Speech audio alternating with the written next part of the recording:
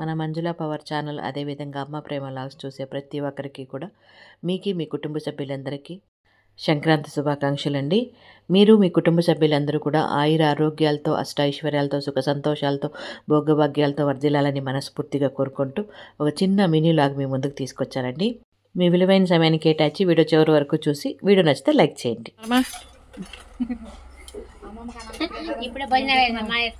భోజనాలు అయిందా? వంట అయిందమ్మా?